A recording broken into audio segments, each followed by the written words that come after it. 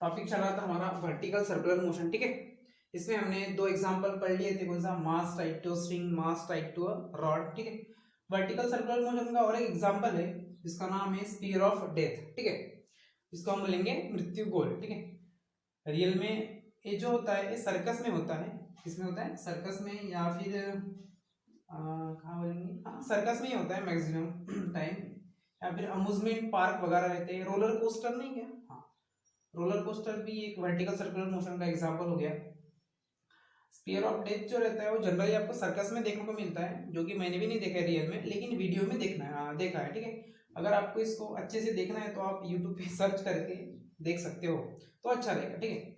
तो spear of death क्या रहता है? एक बड़ा सा एक स्फीयर रहता है, ठीक है। क्या रहता है? एक बड़ा सा स्फीयर, है ना, बड़ा सा स्फीयर रहता है, नाम ही है उसका स्फीयर ऑफ डेथ। इसमें एक गाड़ी बाइक वाला रहता है, बाइक ना, राइडर जिसको बोलेंगे हम, राइडर। वो क्या करता है, इस स्फीयर में ऐसे पहले हॉरिजॉन्टल घूमता है, ठीक है। कैसे घूमता है? हॉरिजॉन्टली घूमता है। सोचो कि ऐसा एक स्फीयर है ना, स्फीयर है वाला। सबसे पहले तो ऐसे ऐसे घूमता है, बाद में ऐसे ऐसे होके फिर वो ऐसे वर्टिकल सर्कुलर मोशन परफॉर्म करता है, ठीक है। तो मतलब ऐसे जाके वो ऐसे, मतलब ऐसे वर्टिकल सर्कुलर मोशन परफॉर्म करता है, ठीक है। तो जो स्पीयर ऑफ डेथ रहता है वो फिर किसका एग्जांपल हो गया? वर्टिकल सर्कुलर मोशन का, ठीक है। क्या होता है, पहले पहले जो है राइडर, बाइक राइडर ऐसे हॉरिजॉन्टल स्पीयर के हॉरिजॉन्टल में ऐसे घूमता है, ऐसे ऐसे ऐसे ऐसे, बाद में ऐसे वर्टिकली भी घूमता है ना। मतलब जब यहाँ पे जाता है टॉप इस पे, तो उल्टा हो जाता है ना, ऐसे उल्टा हो जाता है ना, तब भी वो पूरा वर्टिकल सर्कुलर मोशन परफॉर्म करता है, ठीक है। तो ये होता है स्पीयर ऑफ डेथ, ठीक है। तो इसका जो डायनामिक्स है, इसका डायनामिक्स मतलब इसका जो भी एनालिसिस है वो सेम है किसके जैसा, इसका जो एनालिसिस है या फिर इसका जो डायनामिक्स है वो सेम है mass tied to a string, ठीक है। डायनामिक्स यहां पे लिख लेता हूं मैं, dynamics, dynamics of sphere of death, sphere of death are same as that of mass tied to a string, है ना, mass tied to a string and whirled in vertical circle, ठीक है। इसके जैसा ही डायनामिक्स है। डायनामिक्स मतलब जो forces आएंगे या फिर जो भी स्पीड वगैरह जो भी है इसमें जो आएगा, है ना, वो सेम रहेगा किसके जैसा? स्ट्रिंग के जैसा, ठीक है। सिर्फ फर्क इतना है कि, फर्क इतना ही है कि स्ट्रिंग के केस में टेंशन रहता था, बराबर कि नहीं? क्या रहता था? टेंशन रहता था स्ट्रिंग के केस में। और स्पीयर ऑफ डेथ के केस में रहेगा, स्पीयर के केस में रहेगा नॉर्मल रिएक्शन। क्या रहेगा? नॉर्मल रिएक्शन, ठीक है। डिटेल में बताऊंगा मैं। तो सिंपल क्या होगा, स्पीयर ऑफ डेथ में जो रहेगा टेंशन जो रहेगा नॉर्मल रिएक्शन से रिप्लेस होगा, है ना। कैसे होगा देखो, सोचो कि पहले मैं कंसिडर करता हूँ स्ट्रिंग का, ठीक है। तो स्ट्रिंग को ऐसे जब सपोज मैं घुमाऊंगा वर्टिकल सर्कल में, ठीक है, तो यहाँ पे क्या होना जरूरी है? टेंशन होना जरूरी है, बराबर। क्या होना जरूरी है? टेंशन होना। अगर मैं इस स्पीयर ऑफ, मैं इसको अभी स्पीयर ऑफ डेथ कंसिडर करता हूँ, अगर मैं इसको अगर जो राइडर है बाइक को ऐसे घुमाता है, क्या करता है? बाइक को घुमाता है, तो यहाँ पे का स्ट्रिंग है ना, स्ट्रिंग तो है ही नहीं, तो फिर क्या रहता है यहाँ पे? नॉर्मल रिएक्शन, ठीक है। क्या रहता है यहाँ पे? Normal reaction. सोचो यहाँ पे बाइक पे, यहाँ पे है एक बाइक, यहाँ पे ना एक बाइक नहीं, एक ही बाइक है, हाँ, वो ऐसा स्पीयर ऑफ डेथ में ऐसे वर्टिकली घूम रही है, ठीक है।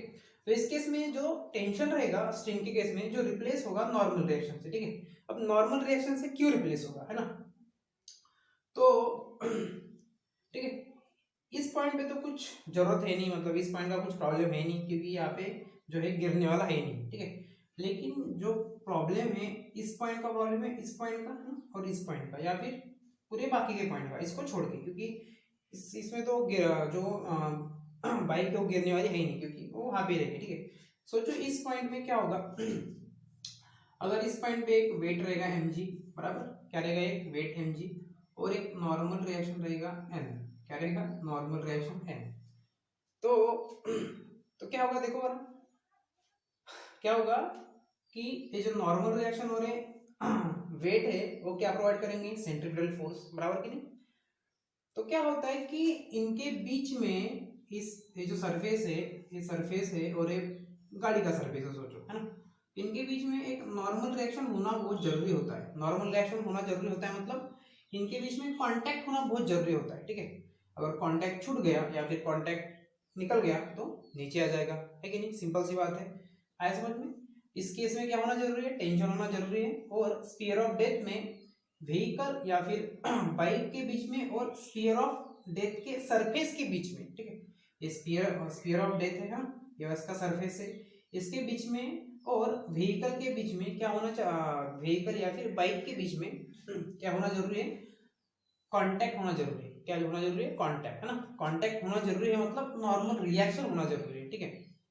तब जाके ये जो बाइकर रहेगा या फिर राइडर रहेगा ये पूरा वर्टिकल सर्कुलर मोशन परफॉर्म करेगा। सोचो यहाँ पे आ गया और उसका कांटेक्ट छूट गया। कांटेक्ट छूट गया मतलब क्या? नॉर्मल रिएक्शन क्या हो गया? जीरो हो गया। अगर नॉर्मल रिएक्शन जीरो हो गया तो ये नीचे आ गया ना भाई, है कि नहीं? तो इसके कारण इस केस में नॉर्मल रिएक्शन होना जरूरी है और स्ट्रिंग के केस में टेंशन होना जरूरी है ना। वहां पे भी अगर टेंशन जीरो हो गया तो नीचे आ जाएगा, यहाँ पे भी नॉर्मल रिएक्शन जीरो हो गया तो ये भी नीचे आ जाएगा, ठीक है? तो ये सिंपल एक फर्क है स्फीयर ऑफ डेथ के इसमें। तो क्या होगा स्फीयर ऑफ डेथ के केस में अगर मैं नॉर्मल रिएक्शन लिखना चाहूँ इस पॉइंट पे तो मैं ऐसे लिखूंगा नॉर्मल रिएक्शन, है ना? नॉर्मल रिएक्शन प्लस mg जो रहेगा वो क्या प्रोवाइड करेंगे? mv²/r, है ना? सेंट्रीपिटल फोर्स प्रोवाइड करेंगे। तो n का वैल्यू कितना हो जाएगा देखो, तो इसको मैं a नाम देता हूँ, इसको d, इसको c और इसको b नाम देता हूँ ना। मतलब ये मतलब कौन सा हो गया मेरा अपर मोस्ट पॉइंट? तो अपर मोस्ट पॉइंट पे जो नॉर्मल रिएक्शन रहेगा वो रहेगा Na mv²r माइनस mg, ठीक है? अगर लोअर मोस्ट पॉइंट पे निकालना है मुझे तो ऐसे रहेगा n माइनस एम जी, क्यों रहेगा? नॉर्मल रिएक्शन इस डायरेक्शन में रहेगा और वेट जो रहेगा इस डायरेक्शन में रहेगा, है ना? तो क्या हो जाएगा? Normal reaction at B minus M G equal to रहेगा M B square by R, है ना? दोनों का रिजल्टेंट क्या प्रोवाइड करेगा? Centripetal force. तो एन बी हो जाएगा मेरा M B square by R plus M G, बराबर। और जो हॉरिजॉन्टल पॉइंट पे रहेगा, हॉरिजॉन्टल पॉइंट पे तो सिंपल ये एम जी होगा, एन रहेगा, एन टी जो रहेगा वो रहेगा M V square by upon R, ठीक है ना? वेलोसिटी में लिखा गया मैंने, यहाँ पे वी ए कर दो, यहाँ पे वी बी कर दो, वी बी वी ए और यहाँ पे हो जाएगा वी डी, ठीक है? तो इस प्रकार के इक्वेशन आएंगे, है ना? स्ट्रिंग के केस में सिंपल यहाँ पे एन ए की जगह टी आया था, एन बी की जगह टी बी आया था, है? तो ऐसे इसके फार्मूले बनेंगे। और जो मिनिमम स्पीड की वैल्यू रहेंगी, मिनिमम स्पीड की वैल्यू, है ना? मिनिमम स्पीड की वैल्यू क्या थी हमारे पास स्ट्रिंग के केस में? टॉप पॉइंट पे जो थी मतलब टी ए मिनिमम जो था हमारे पास वो था under root of R G, है ना? तो सेम स्फीयर ऑफ डेथ में भी वही रहेगी, टी ए या फिर टी डी मिनिमम था हमारे पास अंडर रूट ऑफ 3gr, बराबर है? हॉरिजॉन्टल पॉइंट पे जो मिनिमम स्पीड था मतलब डी पॉइंट पे वो कितना था? Under root of 3gr string के केस में, है ना? सेम वही स्पीड रहेगा किसके केस में? स्फीयर ऑफ डेथ के केस में। और जो बॉटम पॉइंट में था या फिर लोअर मोस्ट पॉइंट पे था वो रहेगा अंडर रूट ऑफ 5gr, है ना? तो इसलिए मैंने बोला कि जो डायनामिक्स रहेंगे स्फीयर ऑफ डेथ के वो किसके तरह रहेंगे? मास टाइप टू स्ट्रिंग की तरह। सिंपल जो टेंशन रहेगा स्ट्रिंग में वो किस फोर्स से रिप्लेस होगा? नॉर्मल रिएक्शन, है ना? Between the surface and the surface of या फिर टायर ऑफ द बाइक, ठीक है? तो ये होता है स्फीयर ऑफ डेथ। उसके बाद और एक है वर्टिकल सर्कुलर मोशन का एग्जांपल आपके सिलेबस में।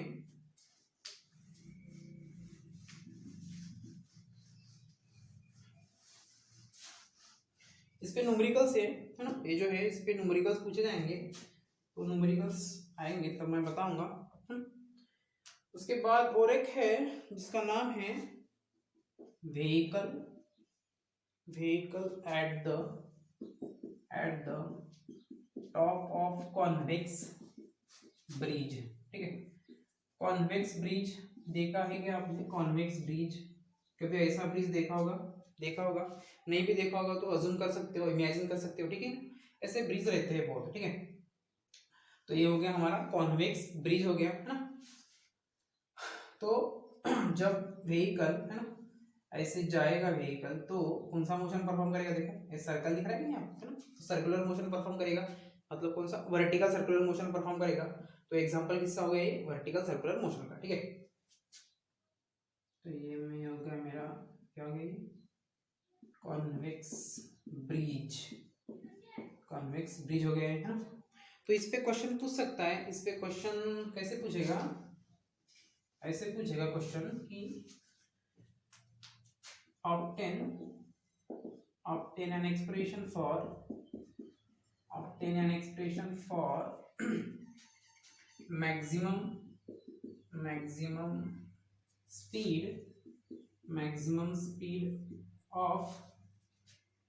speed of vehicle at top of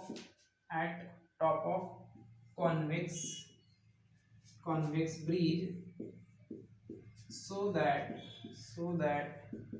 it will not lose contact with bridge surface, है ना।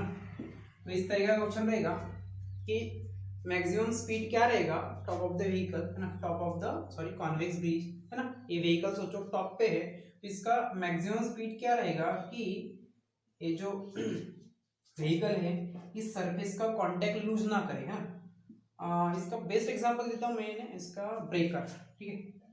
ब्रेकर देता हूँ मैं, ऐसा ब्रेकर रहता है ना, स्पीड ब्रेकर। तो आप देखो कभी कभी आप आपको बहुत ये रहता है, क्या बोलेंगे उसको, बहुत घाई रहता है आपको, तो आप क्या करते हो? बड़े जोर से गाड़ी चलाते हो, है ना।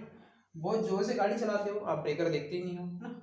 अगर आप ब्रेकर से बहुत ज्यादा जोर से गाड़ी चला रहे हो तो क्या होता है? देखो आपका गाड़ी ऐसे उड़ते हुए जाता है, मतलब थोड़ा सा ऐसे जाता है ना, मतलब ऐसे स्मूथली जो है आपका गाड़ी जो है स्मूथली पाथ फॉलो नहीं करता है, ठीक है। मतलब ऐसे आराम से नहीं जाता है, ठीक है। अगर आप वही गाड़ी धीरे से चलाओगे, है ना, आराम से चलाओगे, तो क्या होता है कि जो आपका व्हीकल है आराम से पूरा ऐसे पाथ फॉलो करता है ना, उस जो कॉन्वेक्स रहता है ना, कॉन्वेक्स सरफेस ब्रेकर का, उसका ऐसे बराबर पाथ फॉलो करता है ना। अगर आप जोर से चलाओगे तो क्या होता है? एक कांटेक्ट लूज कर देता है ना, मतलब आपका जो टायर है इस सरफेस के साथ कांटेक्ट छोड़ देता है और सीधा आगे चला जाता है, ठीक है। सोचो इस केस में होगा तो क्या होगा? इस केस में होगा तो सीधा एक्सीडेंट हो सकता है ना, कॉन्वेक्स ब्रिज के ऊपर। यहाँ पे तो बहुत छोटा सा रहता है तो इसमें एक्सीडेंट होने के ज्यादा चांसेस नहीं रहते, लेकिन अगर बहुत बड़ा कॉन्वेक्स ब्रिज है, सोचो अगर आप बहुत जोर से चला रहे हो तो सीधा आप इधर जाओगे, है ना, इधर नहीं जाओगे, इधर जाओगे तो आपको एक्सीडेंट हो सकता है, ठीक है। तो क्या होना चाहिए कि अगर हम एक पर्टिकुलर मैक्सिमम वेलोसिटी से चलाएंगे, ठीक है, पर्टिकुलर मैक्सिमम वेलोसिटी से, पर्टिकुलर लिमिट में, ठीक है। सोचो अगर मैं इसको 50 kmph के स्पीड से चला रहा हूँ, मेरी गाड़ी 50 kmph के स्पीड से, अगर जो है मेरा व्हीकल इसका कांटेक्ट लूज नहीं कर रहा है ना, मतलब स्मूथली जा रहा है, स्मूथली ऐसे पूरा पाथ फॉलो कर रहा है, तो मैं 50 की स्पीड से चलाऊंगा। अगर सोचो कि मेरा 90 kmph का स्पीड हो गया, तो क्या करेगा मेरा जो बाइक है या फिर व्हीकल है, पाथ फॉलो नहीं करेगा, सीधा ऐसे उड़ जाएगा, ठीक है। तो ऐसा कौन सा मैक्सिमम स्पीड रहेगा, उसका एक्सप्रेशन क्या रहेगा, है वो हमें फाइंड करना है। जिस स्पीड से अगर हम चलाएंगे तो मेरा जो व्हीकल है वो बराबर आराम से ये जो पाथ है, कॉन्वेक्स पाथ है, वो फॉलो करेगा, ठीक है। अगर उससे ज्यादा स्पीड हो गया मेरा तो उड़ जाएगा मेरा गाड़ी, ठीक है। तो कौन सा स्पीड रहेगा उसके लिए हमें एक्सप्रेशन फाइंड करना है, वही है देखो, obtain an expression for maximum speed of vehicle at top of the convex bridge so that it will not lose contact with the bridge surface ना। तो ब्रिज के सरफेस से वो कांटेक्ट लूज नहीं करेगा, इसका एक्सप्रेशन हमें देखना है, ठीक है।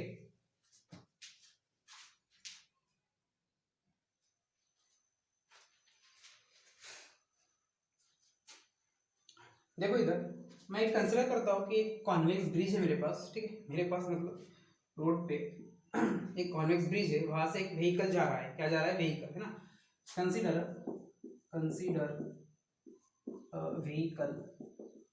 Vehicle crossing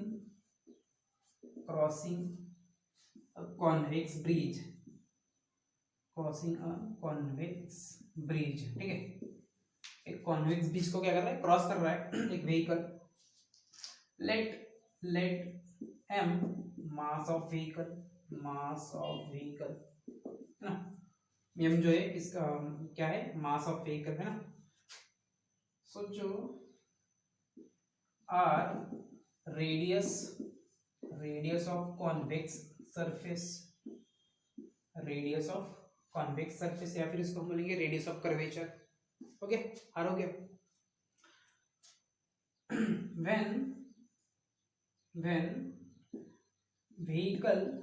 when vehicle is at top of convex bridge,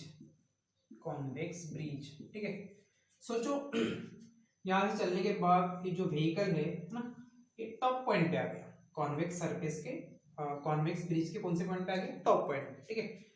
so considering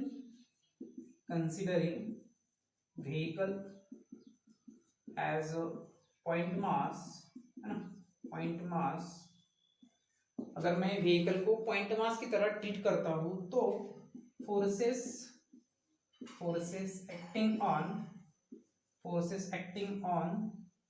vehicle है ना, कौन से फोर्स एक्ट होंगे देखो। Forces acting on a vehicle, कौन से फोर्स एक्ट होंगे। सबसे पहला फोर्स एक मिनट,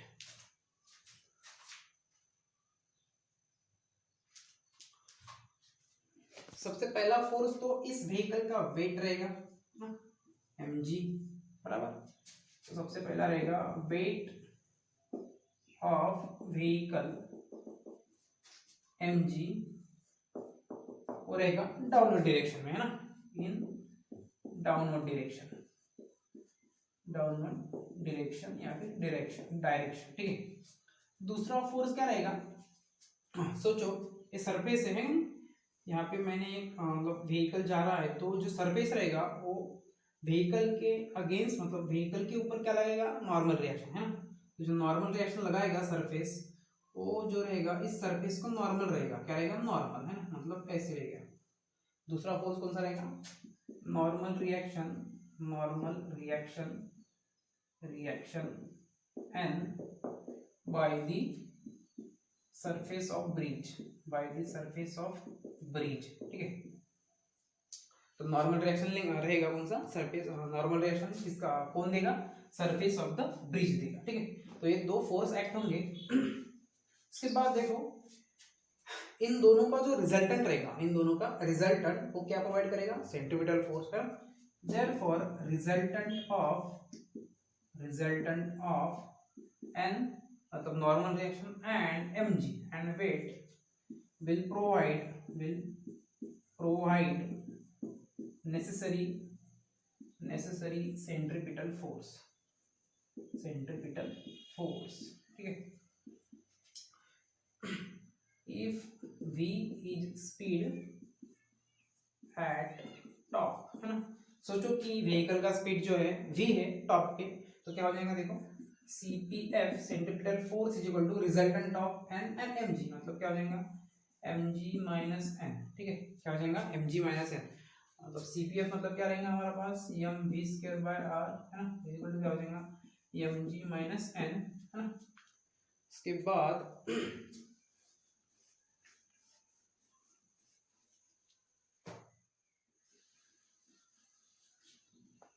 बाद ऐसे होगा n इज इक्वल टू होगा, n को इधर लेके आता हूं मैं और इसको उधर लेके जाता हूं mv स्क्वायर बाय r को, तो क्या हो जाएगा देखो n इज इक्वल टू हो जाएगा mg minus mv square upon r, ठीक है। तो इस इक्वेशन को देखो, इस इक्वेशन को मैं सपोज a नाम देता हूं, ठीक है। mg वेट जो है मेरा कांस्टेंट ही रहेगा बराबर, r कांस्टेंट, m कांस्टेंट है ना।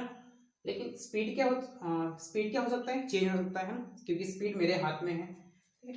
सोचो मैंने जैसे जैसे स्पीड बढ़ाऊंगा तो नॉर्मल रिएक्शन कम होते जाएगा। कैसे कम होगा देखो, सोचो इस व्हीकल का वेट है मेरे पास बहुत, तो वैसे तो बहुत रहता है ना, 200 न्यूटन है। कितना न्यूटन है, 200 न्यूटन, ठीक है। और उसका जो मास है है ना। अगर 200 न्यूटन उसका हो गया तो मास कितना रहेगा, 20 केजी रहेगा, है ना। 20 केजी नहीं रहता है, बहुत ज़्यादा रहता है, ठीक है। एक मान के चलो 20 केजी रहेगा।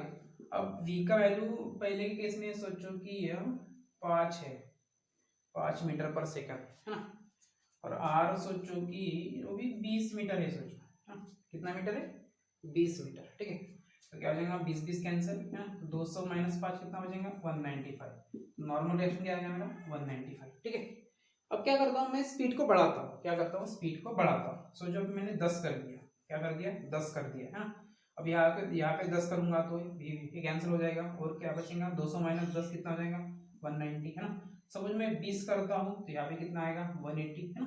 तो जैसे जैसे मैं स्पीड को बढ़ा रहा हूँ वैसे वैसे जो n है वो क्या होते जा रहा है, कम होते जा रहा है, ठीक है। क्या होते जा रहा है, कम। एक देखो ऐसे बढ़ाने के बाद एक मैक्सिमम वैल्यू आएगा, है ना। एक कौन सा वैल्यू आएगा, मैक्सिमम वैल्यू।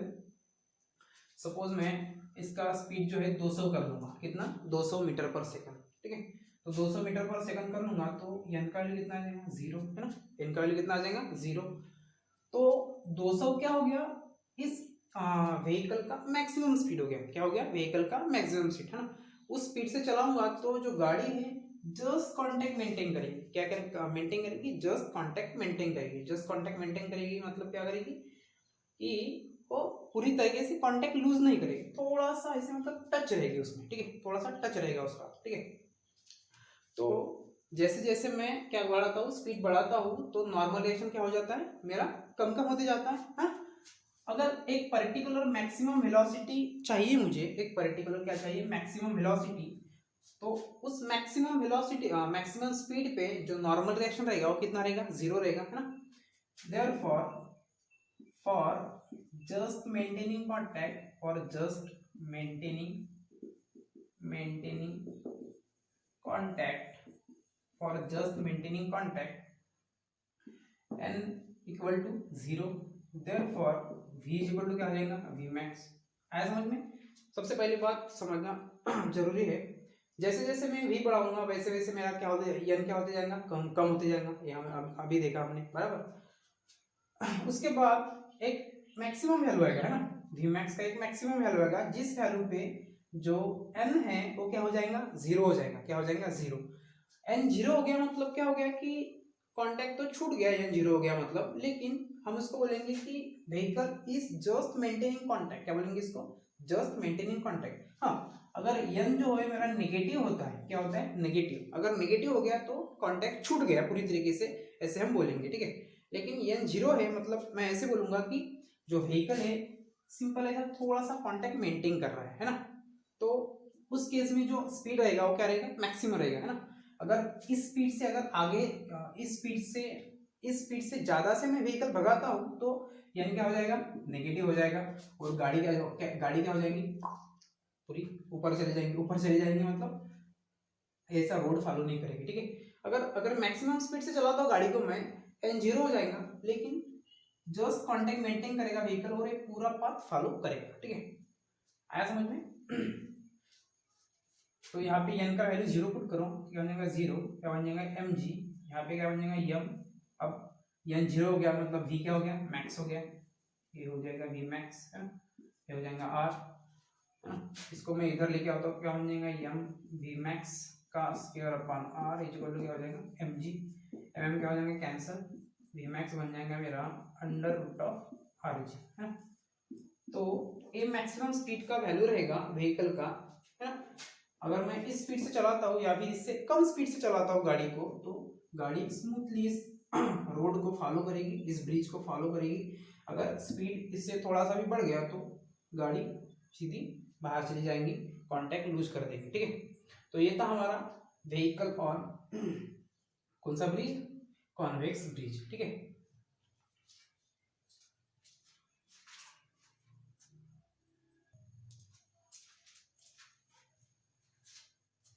तो जो सर्कुलर मोशन का पार्ट है यहाँ पे खत्म होता है, इससे आगे जो पढ़ेंगे हम रोटेशनल मोशन का पार्ट पढ़ेंगे, ठीक है। तो सबसे पहले ये सर्कुलर मोशन का हो गया, तो इस पे हम न्यूमेरिकल्स पढ़ेंगे कल से, ठीक है। 2-4 इसमें हो जाएंगे न्यूमेरिकल्स, 2-4 मिल लेंगे, 2 में मैं खत्म कर दूंगा, ठीक है। तो आपने न्यूमेरिकल्स अच्छे से लिखना है उसको, अगर आप लिखना ही पड़ेगा, ठीक है। तो आप वो न्यूमेरिकल्स कल से आप लिखना स्टार्ट कर देंगे, या फिर मैं आपको पीडीएफ भी भेजूंगा, मेरे पास सॉल्व किए हुए हैं, तो मैं इसका आपको पीडीएफ भेज दूंगा, या फिर यहाँ से भी लिख सकते हो आप, ठीक है। तो अगले लेक्चर से होंगे न्यूमेरिकल सर्कुलर मोशन के, ठीक है। ओके।